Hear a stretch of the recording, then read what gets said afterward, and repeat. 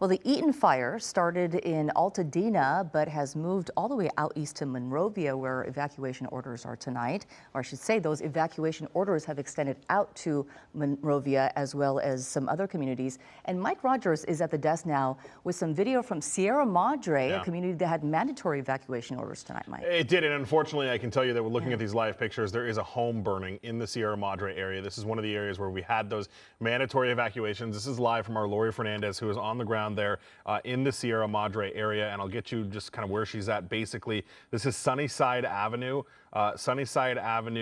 just north of Fairview Avenue, where she's at.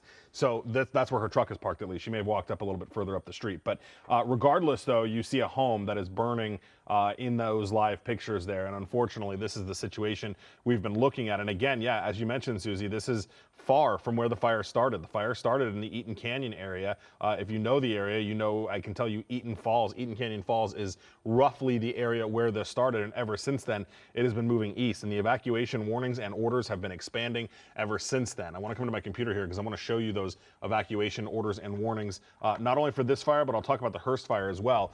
This is the Sierra Madre area. This is essentially kind of where Lori is, right in here. So that area is under an evacuation order. Arcadia has mandatory evacuations. Monrovia expanded their voluntary evacuations. And again, this is for the Eaton fire burning over there in Eaton Canyon. Now, the Hurst fire is the other one that I want to tell you about because, Susie, there are now new evacuations in this fire. This is the fire that started up in the Sylmar area. As far as I can tell, and from everything that I've been reading, I don't see any indication that the fire has jumped the 5 freeway. And I've been telling you that that is what I've been so concerned about, is jumping the 5 freeway, because once it does that, then if it pushes down to the south, which is the way the winds have been blowing out of the north, pushing the fires to the south, you have whole communities here that are under threat. So what are the new evacuations? Well, interesting enough, and we're going to try and figure out if they're actually going to evacuate, Olive View Medical Center, right there, a hospital owned by LA County, is now, now under an evacuation warning. Additionally, evacuation warnings have been added up here for the southern end of Newhall. So the Newhall Pass is now under an evacuation warning. Both the 5 and the 14, as you can see, come right here. You've got Newhall Road, Newhall Avenue, Sierra Highway right there, that are both now under this evacuation warning. No mandatory evacuations for this area yet.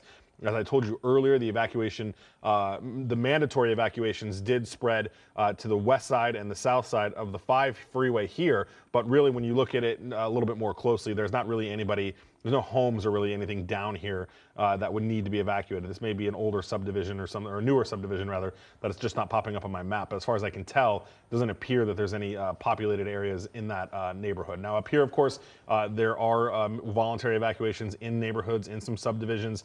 If you know of this area, Thornwood, Glen Ridge, Calgrove Boulevard, Wildwood Canyon Road, all of this under voluntary evacuations. And then, of course, the ones we told you about earlier, the Granada Hills and the Mission Hills area has been under a voluntary evacuation order for quite some time now, along the 118, both north and south of the 118. And then, of course, your major crosses are going to be Rinaldi to the north, and then San Fernando Mission Boulevard is the border to the south here. But all of this, I mean, you know, Sensen Boulevard is a major street. Runnymede, I believe I saw in there as well. So a lot that is under an evacuation warning.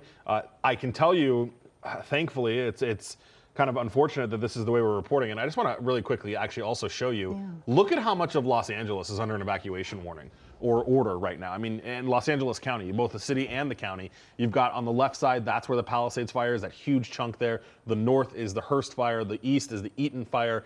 It's really remarkable how much of our area is under a wildfire threat right now. Yeah, when you show us on that map, especially, you know, just seeing these huge swaths of communities under these evacuation orders, whether they be mandatory or not. Right, it's just, and it's something that I don't know that there's many people that are getting good sleep tonight, throughout our community, because even if you're not under this, you're hearing the winds howling. You've been watching us all day. You've been seeing it on social media.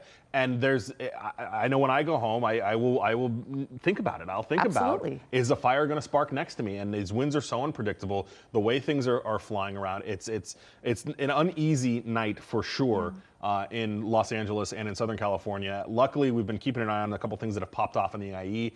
I don't know if the winds are not as strong out there, but things have not kind of carried away like they have here with these 3 fires in LA. So, and again, we can't ever say it enough, but just a remarkable job being done by our firefighters. And I can't point it out enough. This is all being fought on the ground. These fire crews are doing the absolute backbreaking work of trying to protect homes, of trying to keep these fires from spreading, all without the help of any aerial resources because of how heavy the winds are. And it's tremendous. And I want to point out too, Susie, we've been working with our colleagues both in Arizona and in Northern California to figure out, if we're going to get some help down here. And I can tell you that our colleagues at KPIX, CBS News Bay Area, have told us Oakland Fire, Hayward Fire, Fremont Fire, all formed a strike team as part of Cal OES, and they are on the way to Southern California. Arizona, our friends over at KPHO, let us know that the Arizona Department of Forestry and Fire Management confirmed to them that they had dispatched teams to LA to help us out with the fires as well. So we're getting lots of help. I also quickly want to point out that even in the overnight hours, our elected leaders are still working on this as well. They have secured federal funding through FEMA for all 3 fires, for the Eaton fire, the Hurst fire, and the Palisades fire, all of them now having that federal funding, and the governor, coordinating with CAL FIRE to bring in these outside resources from other states even at this point to get us some help. And again, we can't underscore enough, and this is, and then I'll send it back to you, Suze, but how remarkable of a situation we are in. I have never in my career, and Margaret Stewart at LAFD in her 19 years, has never had a situation where they have had to do a recall activation for their fire crews, and they called our assignment desk today. I want you to really understand the gravity of that. Tell us about the recall. What is that? Yeah, so they need every LAFD firefighter to call in and let them know when the soonest they can come to work is. And they've never had to recall firefighters. And Margaret Stewart from LAFD, and we're looking at a home collapse there in Eaton, in the Eaton fire, but in the 19 years she has worked with LAFD, she has never seen a LAFD have to do a recall.